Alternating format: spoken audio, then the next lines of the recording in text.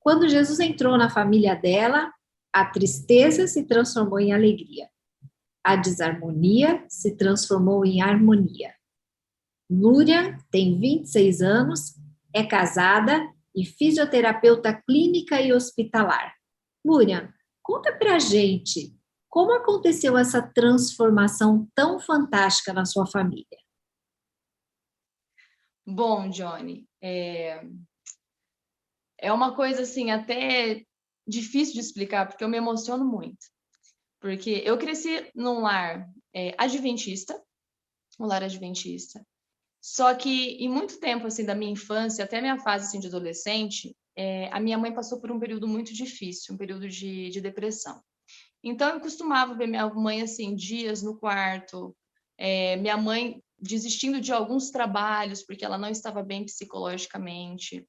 Mas sabe, nesse período da minha mãe, hoje eu tiro muitas lições que são uma motivação para eu me envolver na missão. A minha mãe era aquele tipo de mulher que, por mais que ela estivesse assim, com depressão, por mais que ela estivesse sofrendo, quando chegava na sexta, ela reunia eu, minha irmã, meu pai para fazer o pôr do sol. No sábado de manhã, ela ia na igreja. E a dor, assim, ela estava no semblante dela, mas mesmo assim, ela ia na igreja. Então, você pode imaginar, Johnny, o que para mim era o sábado. Quando o sábado chegava, eu sabia que minha mãe ia se mexer, que minha mãe ia se movimentar. E até hoje, quando o sábado chega, é como se ele tivesse um cheiro de vida, sabe? Que era exatamente o que eu sentia. Hoje, depois que eu cresci e comecei a ler algumas coisas que a Ellen White fala, eu entendi bastante, assim, como Satanás quer atacar, sabe? A vida das mulheres e a vida das mães também. A Ellen White fala que depois da influência de Deus, a maior influência na Terra é a influência da mãe. E quando a minha mãe não estava bem, eu também não estava bem. Hoje ela está bem. Hoje ela é uma das minhas motivações para me envolver na missão, porque eu sei que o que Deus fez na minha vida, Deus pode fazer na vida das outras pessoas também. E uma lição muito importante que eu aprendi com a minha mãe e que eu aplico ela na missão é que muitas vezes a nossa dor, ela pode ser a nossa maior pregação. A dor não precisa ser um argumento para a gente não pregar, mas ela pode sim ser um meio que a gente pregue com mais força, com mais poder na vida das pessoas. Que legal, eu vejo que você é muito focada na missão. O que essa palavra missão significa para você? Olha, Johnny, missão para mim é um chamado. É uma oportunidade que Deus dá para a gente de tentar levar o outro, o que depender de mim, tentar levar o outro para mais próximo de Jesus. Porque não tem nada que Jesus ame mais do que curar pessoas. Né? Quando Jesus viveu aqui na Terra, o ministério dele era criar pessoas não só de uma maneira física, mas principalmente de uma maneira espiritual. E quando a gente percebe como Deus se importa com a gente, é impossível a gente não começar a se importar com o outro. Então, missão para mim é mais do que uma tarefa, mas é um estilo de vida mesmo. Um estilo de vida de quem é grato a Deus por tudo que ele fez. Eu sei que você tem como missão dar estudos bíblicos, né, para várias pessoas, ir às casas das pessoas, estudar a Bíblia com elas, ver como a palavra de Deus diz que a gente deve viver. E essa pandemia não deixou você ir às casas das pessoas, né? Principalmente porque você é profissional de saúde, e aí as coisas ficam mais complicadas. Como é que foi? A pandemia atrapalhou a sua missão? No começo, eu confesso que eu fiquei um pouco desanimada, porque eu estava acostumada com aquele tipo de evangelismo assim, convencional.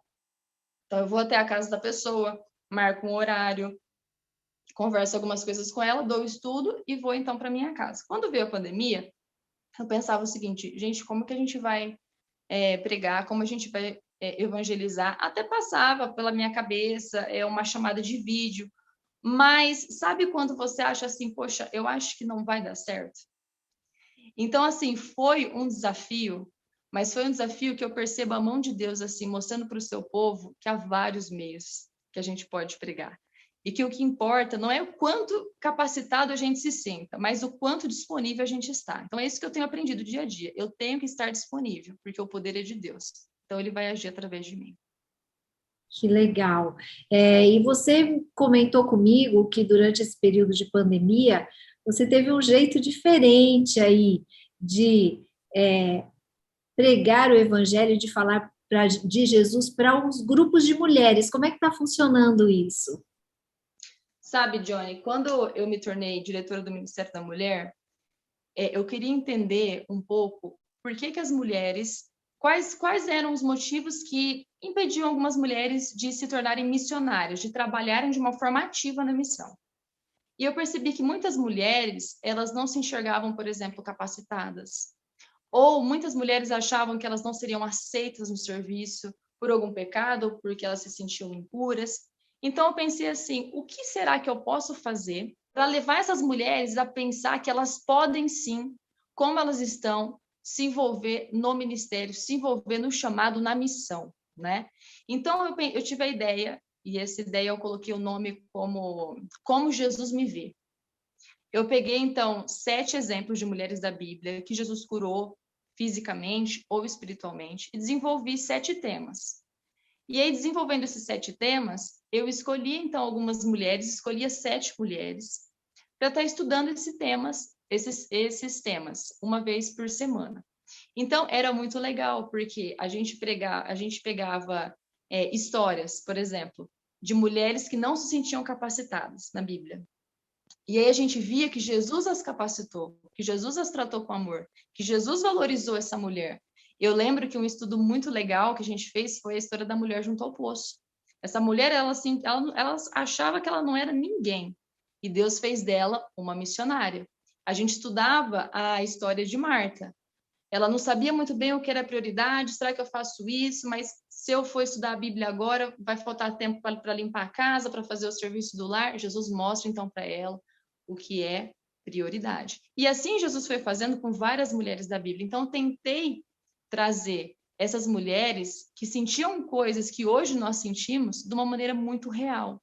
Então, nosso estudo funciona dessa forma. A gente estuda as mulheres da Bíblia, como Deus as valorizou, como Deus as tornou missionárias, e que a gente pode sim se achegar a Deus, porque Ele vai aceitar a gente, Ele vai capacitar também a gente para o trabalho. Que legal. Eu sei que você estuda também com muitas mulheres que não conhecem a Jesus, né, que não conhecem a Bíblia. Nesse período todo, teve algum momento que você teve a sensação que deveria desistir em algum momento? Teve uma história, assim, Johnny, que me marcou bastante.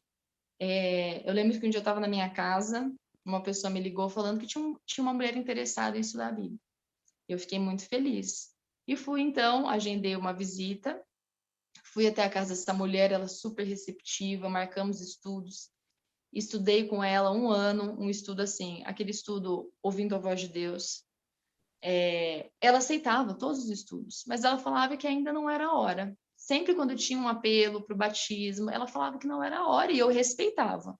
Mas eu não queria perder o contato com ela, então acabava um estudo, eu começava outro estudo. Estudamos Daniel, estudamos Apocalipse, e assim eu ia tentando fazer mais estudos. Eu lembro que na mesma época eu participava de uma escola chamada Arautos da Cruz, na Associação Paulista Oeste.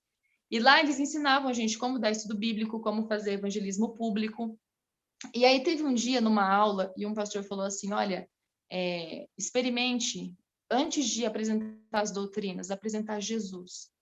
De uma maneira assim, que a pessoa se sinta apaixonada. Conta um pouco o que Jesus é para você. E conta um pouco da vida de Jesus ali nos evangelhos. E aí eu pensei, bom, esse estudo eu nunca fiz. O estudo da minha vida eu nunca fiz. Né? O que Jesus fez nos evangelhos, eu nunca fiz esse tipo de estudo. Então, eu já estava no 3º ano de estudo com ela. E eu achava assim que eu tinha que desistir, porque eu pensava assim, às vezes está tomando um tempo que eu poderia estar estudando com outra mulher, mas isso sempre ficava na minha cabeça. Não, Jesus não desiste de mim, eu não posso desistir dela. Ela é alguém interessado, cada um tem seu tempo, né? Então, eu comecei a fazer outro tipo de estudo com ela. E a gente foi estudar a vida de Jesus. E em cada estudo, o apelo que eu fazia era contando algo da minha vida. Então, eu aprendi algumas coisas. Uma coisa que eu aprendi é que se eu quero que uma pessoa abra a sua vida para mim, para que eu mostre Jesus, eu tenho que abrir a minha também, para mostrar para ela o que Jesus é para mim. E segundo, que cada pessoa tem seu tempo. A sementinha está lá e na hora certa ela vai germinar. Que história linda, né? Jesus não desiste da gente, é bem isso, né, Lúria? Jesus Sim. sempre cuida de nós e sempre nos quer perto dele. E tem muita gente aí que a gente precisa falar desse amor de Jesus. Lúria Mendes Machado de Oliveira, você com certeza é uma mulher em missão.